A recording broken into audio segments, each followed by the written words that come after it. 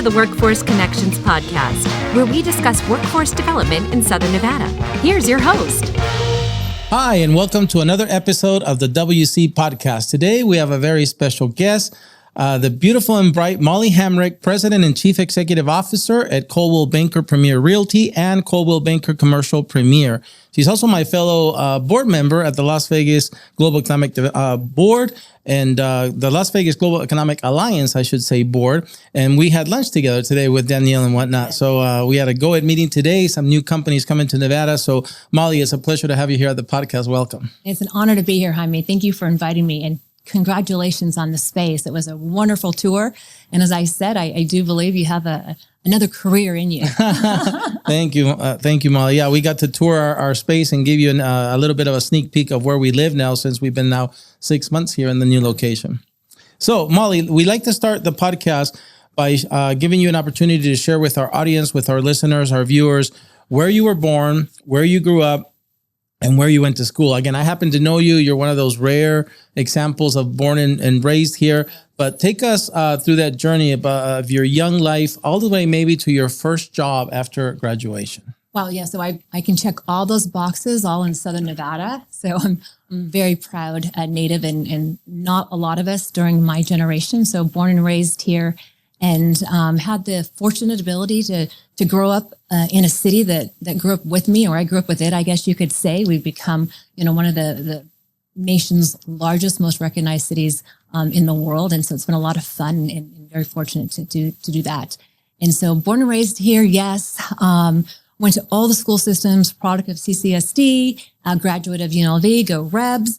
And when I graduated from high school and decided Which high school? Clark High School. All right. So Chargers. Yeah. And it was funny. I was listening to Peter Guzman's podcast, and he went to Harley Harmon Elementary School, and so did I. So I've got to harass him about that a little bit. And Jimmy Kimmel went to Clark, right? Yes, Jimmy. So Jimmy was my neighbor. That's I went to cool. his house for catechism classes with his mom. And so, great. yeah, we grew up together. Had a lot of fun, got in a little bit of trouble, but not too much. But tons and tons of fun. So I love Las Vegas. It's been very good to us. So decided that when I graduated from UNLV that I wanted to be a marine biologist. And so, Wow. or from high school, high school, I went into UNLV in their biology program and quickly figured their ocean was a little far. Yeah. And switched over to their business college. So I graduated from Lee Business School and was honored as one of their alumni here not too long ago. Congratulations. So really, really fun part of my life. And before I graduated from UNLV, in marketing, my focus was more marketing.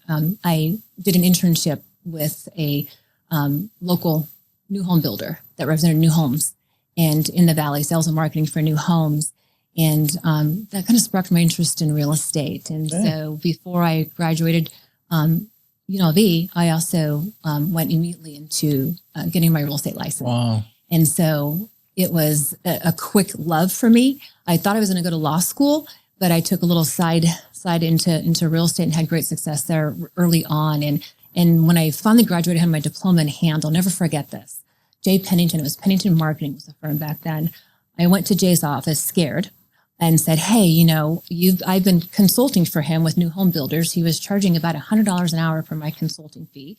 Here I am, 18 years old. Yeah. He's paying me $10 an hour. And so I said, hey, I think I'm worth this much money and I want a percentage of what I bring in. And he said, no way. And I said, well, I have a diploma now. I'm a graduate. I should get that. Good for you. And he said, no. And I said, well, if I don't get that, I'm going to just go do something else. And he called my bluff. I called his bluff. Wow. Probably the best thing he ever could do for me. And I left and went into general real estate. So it's funny. We joked years later on kind of the career path that I took and what's transpired, but he did me a huge favor for sure. That's a great story, how you played basically, poker there at that moment. Before we continue that story, I wanted to ask you this. Chris Heavey, I sat with him today at lunch, yes. Our president at UNLV. Does he know about the honor that you got at the business school? I don't. Yeah, of course he does. He does? Okay, good. He was there. Okay, awesome. I mean, he was at the college at the time. He wasn't at the business school. Okay. When I was honored, it was pre-COVID. I think that's very cool. Yeah. So Molly, take us the rest of the way now. Fill in the gap for your professional journey. So now I got a great picture of how you got in.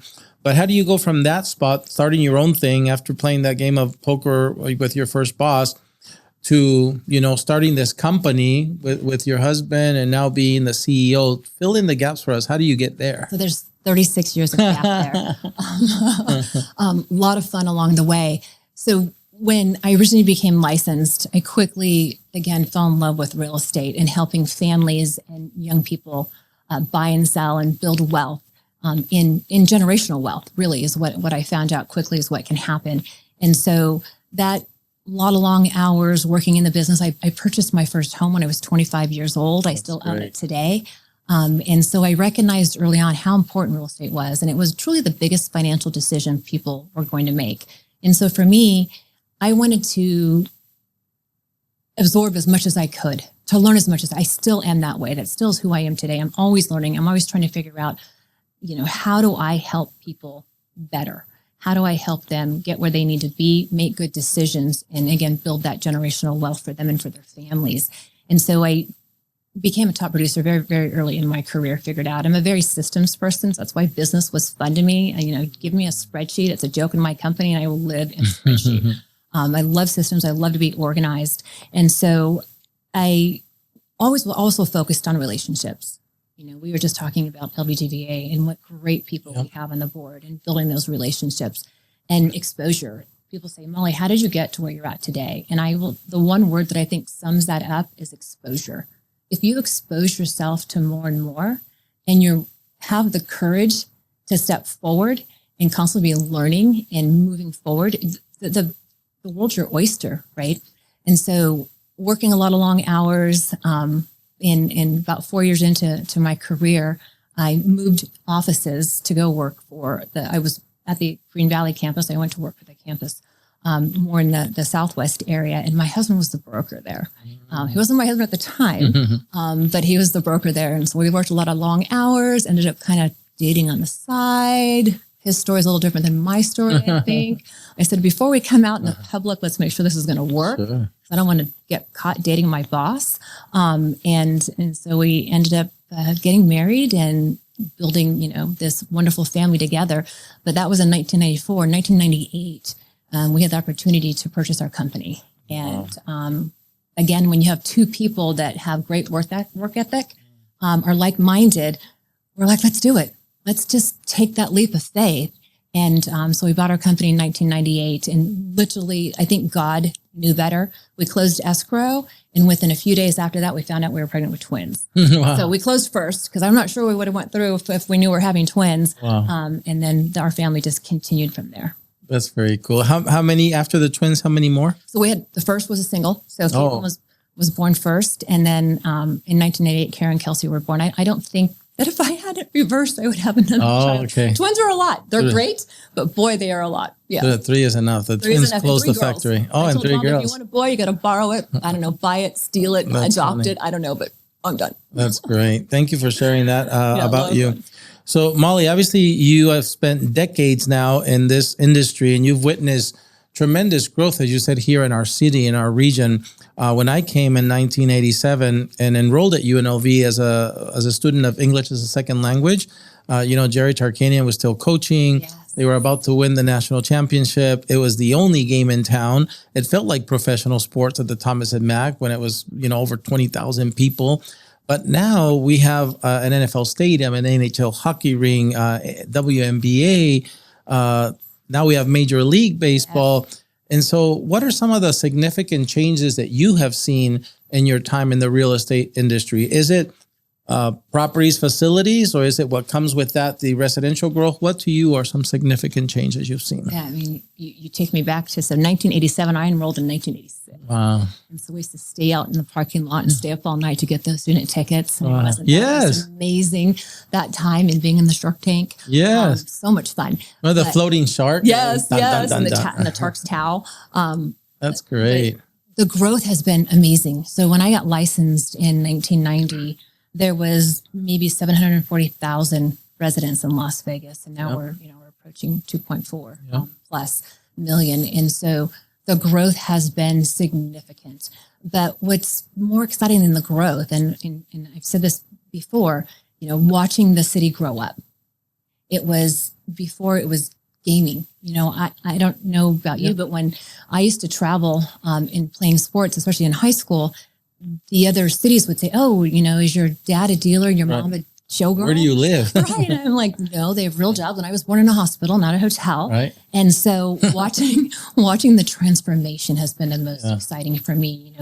We have world-class healthcare. We have world-class higher education. We have manufacturing. We have financial services. Just look at what you're doing here and helping companies that move here, attract the right talent for their organization. So I'm most proud of the shift that we've seen yes, you're going to get commercial and residential real estate, and that's going to be automatic just from sheer population. But what I'm more excited about and more proud of is just the transformation that our city has made. Yeah, there's no lack of fine dining or great shopping or entertainment. You're never bored here. No, when friends come here, literally they'll come stay with me the first night, and then from that point on, I'm like, here's the keys to the car or Uber. But it's 24/7. What do you want to do? Yeah. What do you want to do? I was sitting with one of the gentlemen today that his company's moving here at Alpa.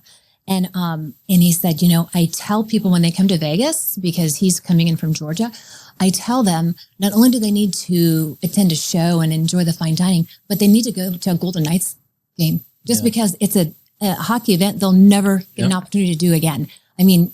This is an outsider that is now just enthralled with our hockey team because of the experience he had at that arena. Vegas does it differently. Really do. And Mark Bedane, who was here a couple months ago, said just wait for the A's experience. He says it'll be a baseball experience like no other. And I'm really excited about that.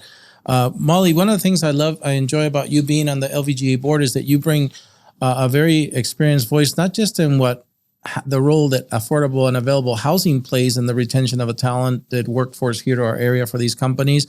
But I even remember when you said, I just talked to a client and better healthcare system is what they want, or this. So those are all factors, the K-12 system, higher education, healthcare system.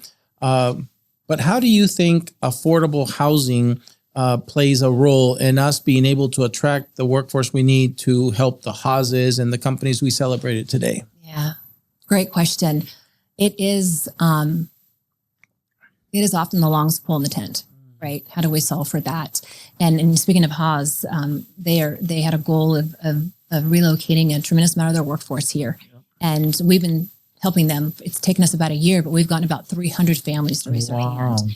And again, it's going there and talking to them in person about the benefits of moving to Southern Nevada, right? It's bringing it, and I said to them, we need ambassadors from your company. And so we had 25 to 50 employees at a time come into Las Vegas. We put them at that Green Valley Ranch or somewhere and get bus tours together and tour them around, showed them what life in Las Vegas, what life in Southern Nevada, what life in Henderson can offer them and their families. And, whether they're looking for sports for their children or community centers in which to worship. And they just had no idea. And then the affordability factor, right? And coming from California, that's an easier sell. But having families move from other parts of the country where our housing has gotten more expensive. There's not a single metropolitan area in the United States where the median income can afford the median housing. And Jeremy Aguero had said that at Perspective a couple of years ago, or maybe it was this past year. But it's important. We have to solve for housing. And when you go back and think about our session, the last session, legislative session, one bill got passed. It was bipartisan because it's housing. Housing is bipartisan. It's something that we're solving in the nation, and it's something that we're starting to do a better job at solving here. And so Clark County, we're partnering. We represent Cavison Homes. Clark County and Cavison Homes have partnered together through the Welcome Home Community Land Trust. I don't know if you've seen the commercials for it, but it really is identifies renters in the marketplace that can't afford the median home price, and it's 80% of the area median income that we're helping them get into homes. And so they're able to build equity. It's a partnership where the county retains the land through a long-term lease, and the home buyer is able to then afford that property because it reduces it significantly, and they build equity. And then that's their first entree into, again, that generational wealth that transfers into another family that also qualifies on the same basis. And so we are doing that. You're going to see a few hundred homes happen under that program. We've got the first community already under construction. And so that will continue to happen. So we are seeing that bipartisanship come together. And federally, that's happening as well. But I think everybody recognizes how important housing is, because we can't, Jaime, we can't retain or attract good people to Southern Nevada unless they can afford to live here, right? The number one thing that anybody needs is shelter. And so if we can't provide that for them, we've got to go out and solve for it. And I really do believe that we've got the public and private partnerships coming together and doing that in tandem right now. And it'll build a stronger regional economy for us. It'll provide, additional opportunities for people that live here already, as well as those that are moving here. That's why we're, I think, blessed to have you on the LVGEA board, that perspective. And you're right, Molly. When I came, one of the first things I was sold was this idea of a quote unquote, the American dream, owning your own little piece of America in your little house that you would have. And the one I bought in 1993, which I still have, was $105,000, and I was making about 50, I think 55, so half that price. And so today I can't imagine. So today I get comps sometimes. They say, "Hey, your house is listing for $450," and I'm like, "How can somebody working at 50,000 afford a $450?" So you're right. That what a change. And it's become more difficult. So we have to solve it, as you said. We have to solve for it. Generational housing, and then also programs that will help the first-time home buyer. So Molly, as fellow board members, again, of the LVGEA, we get to hear a lot about, what's coming down the pipeline, what Danielle and her team are working on. Again, today we saw 4 companies, coming into our valley. If you were to look further, what opportunities excite you in the next few years about economic development? What initiatives, what things get you excited about being an LVGEA board member, being a part of this economic development? Great question, because we do need to be excited about economic development. Yeah. But we also need to understand it first, right? And what does that really mean? And in hospitality, gaming, they're always going to lead the charge. You know that. That's your background, right? They're always going to lead the charge for Las Vegas. But intentional diversification is so important, right? We can't be all our eggs in one basket. Mm-hmm. And so that is what has been transpiring. We know with the 3-year strategic plan, it's how do we diversify? How do we get more advanced manufacturing, creative industries, business, financial, those segments into the marketplace. And so we're working hard, as we know today, the announcement, right? The average wage for these companies that are moving here and either employing workforce talent here or bringing workforce talent here is significantly higher than what we've seen in the past. So being more selective and ensuring that, that company in the industry is going to add to our tax base. It's going to add to the diversification. It's going to add to the economics of the valley. So I see that being a lot more intentional, again, which creates more opportunities for those that are already here, as well as those that are coming into it. And we're setting the table for future generations.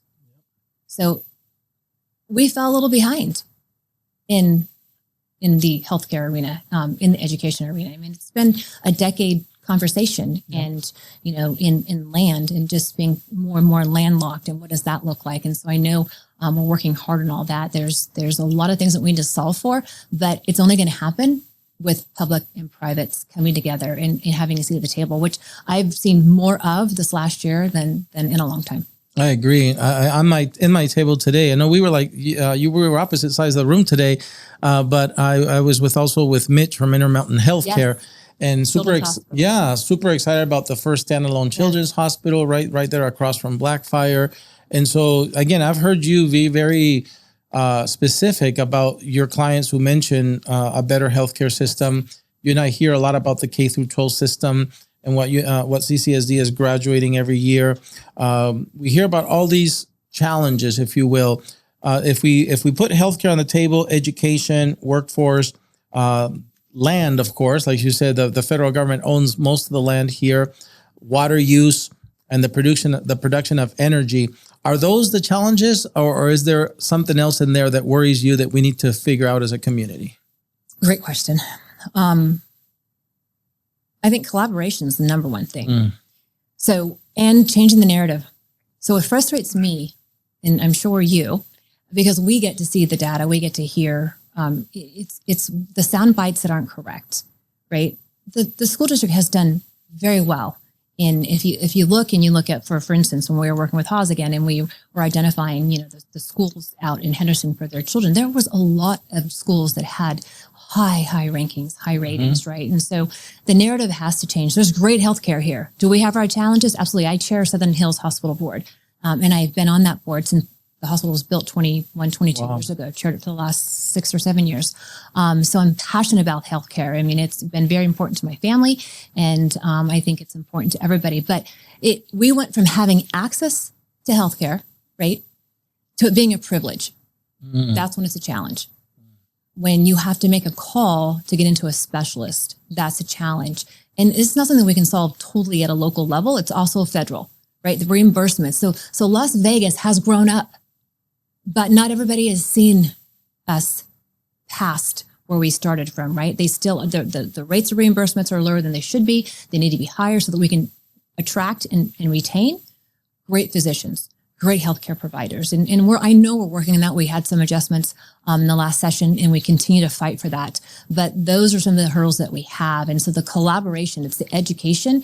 And I know Danielle's doing a good job on bringing the legislators together and helping educate them on what is economic development, what is impacting our city, how do we do a better job, right? Because we have to do a better job if we're going to compete. We can bring people here, but if we want to attract top talent, we have to do a better job. Well said. So Molly, the real estate industry and life in general is built on relationships, on trust and service. And I think you exude those leadership principles. How important have they been in the success of your professional career? I think I said earlier on that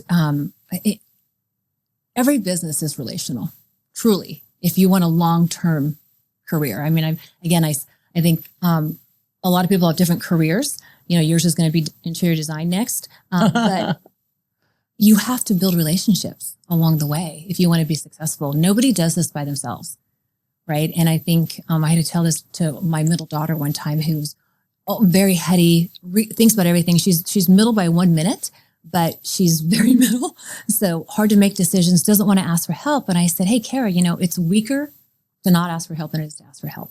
Right. So for me, it's relationships. You've got to be able to reach out and say, hey, honey, I'm having this challenge. What do you think about this? What do you think about that? As we've been talking, we have a lot of similar connections. We've had a lot of the same paths.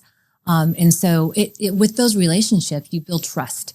And with that, you build longstanding careers in anything that you want to do in life. Right. And so I think relationships are very, very important, and leading by example, asking a lot of questions, and then just listening and being a really good listener, and not trying to answer the question or have a better story than that other person, really listening and engaging and then acting on it.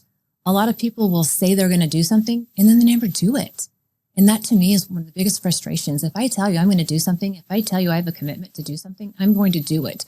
It's interesting sometimes on some of my board positions, some of the chairs or the company CEOs will say, gosh, you really participate. And I'm like, well, I made a commitment. If I make a commitment to do something, you're going to get all of me. I'm going to be very focused, and I'm going to do what I signed up to do. I'm going to do what you're asking me to do, right? And so if I don't want to do it, then I'll let you know, and we'll bring somebody else into that seat. So empowering people too is super, super important.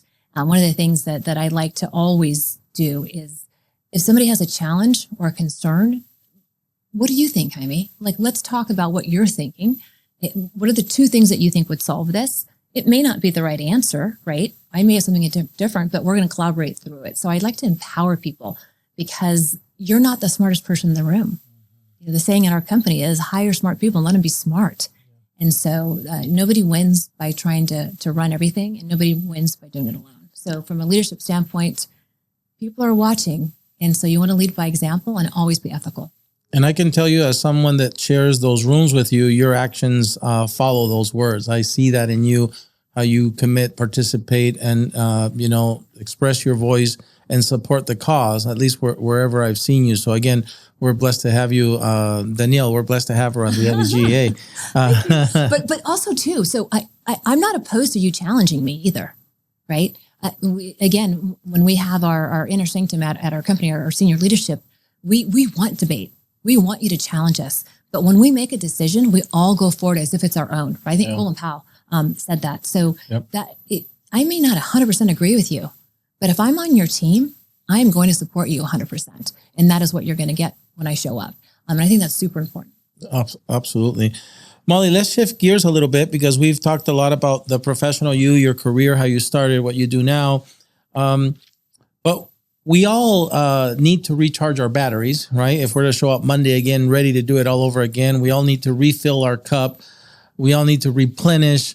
And so share with us how you find, that spot. Where do you tap in to be able to refill your cup, recharge your batteries so you can keep doing and be so passionate and so action oriented? Do you have any special favorite hobbies that you enjoy with your family, by yourself?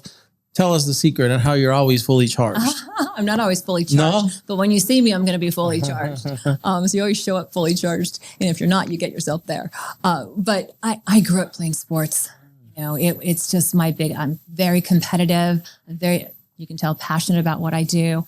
And for me, my recharge is anything outdoors, anything physical. I grew up water skiing on Lake Mead and snow skiing in Mount Charleston, and really learned how to ski in Bryan Head in southern Utah. And so it's outdoors, and it's my family is so important to me. Our girls, we're all very, very close, and my close community of friends. And so for me, the recharge is let's go do something outdoors. Let's go on a hike. I love to travel. And so I believe in working hard and playing hard. And so there's that good balance. Do I find myself putting in 70-hour weeks sometimes? And yes, and draining myself? Absolutely. But then I can pull away and recharge. But anything you do at a high level is going to come with that, right? You're all in. When I picture you traveling, I don't picture camping. I picture glamping. Am I correct? No. We just spent the weekend in Bryan Head, and you should have seen how dirty I was because we have side by sides. No makeup. You throw grungy clothes on, and you just get dirty. And so I grew up. We couldn't afford fancy vacations, so I grew up camping in Pine Valley, Utah. So I do both. I like to have the mountains and go fishing and love the lake and side-by-sides and getting dirty. But trust me, I also like, I just took my mom to the Grand Wailea in Hawaii, and we went to their spa. So I like that too. So I think there's a balance, but whatever's out there that's fun, I'm not going to say no to. Nice. And Molly, if I was to rewind back to the Clark high school days, what sports were you playing in high school? I played volleyball in high school. And then when I was out and I played some softball too, but then I graduated college, and my dad was a coach all the time, and he was coaching softball co-ed. So I played softball with my dad till I was 25 years old. Wow. We played double headers and single games. So 3 games every Friday night, drank beer afterwards. It was a great time. Very cool. So Molly, a lot of times I think about, if I could impart the wisdom that I've acquired over this life to the 18-year-old version of myself, I would save that guy a lot of trouble and a lot of pain. But then I remember that knucklehead probably wouldn't even listen to me, right? Because he wouldn't listen to his, to his elders then. But what advice could you give an 18-year-old, girl or boy that relates to you and says, "Well, I'm born and raised here in Las Vegas. I have the same aspirations that Molly has. Maybe I can be like her one day, be the CEO of a real estate company." What secrets, things would you say you have to follow to achieve the kind of success you've achieved now in your life? It's a great question. And you're right. Our younger selves wouldn't listen to ourselves today. One of the things that I was super, super fortunate about in my early exposure, when I was talking about exposure in life, was mentorships. So Mike Ferry, who's a very well-known real estate coach, was my personal coach. He runs a very large coaching empire, but back in the early 90s, I challenged him to be my personal coach. And so I was coached by him. I was also fortunate to bump into a gentleman called Tom Mangione, really, really active in the banking and title world. And both of them were great mentors. Tom got me involved in board work way back then. So I've been doing board work for 25 years and community work. And it's been really, really rewarding. And then, my mom taught me work ethic for sure. And so one of the things I would say is don't chase the money, right? Because so often people are chasing the money. You see a youth that have had 2, 3, 4 jobs in a 5-year period of time, and usually their move is based purely on the money, just the money. If you focus just on the money and not the competence that you're going to get along the way, not the exposure, not the mentorship you're going to get along the way, you might get ahead for 5, 6, 7 years, but then there's going to be a stop as to how much more you can do because you haven't learned the skills along the way. You haven't built the relationships. You don't have the competence that somebody else will have by just staying focused on developing who you are, right? Developing your interpersonal skills, developing your ability, whatever it is that you choose to do in your career, be the best at it, right? That's what I always say to somebody, just pick one thing and do it better than anybody else. You see people always, oh, it's so easy. No, if you saw how hard I still work.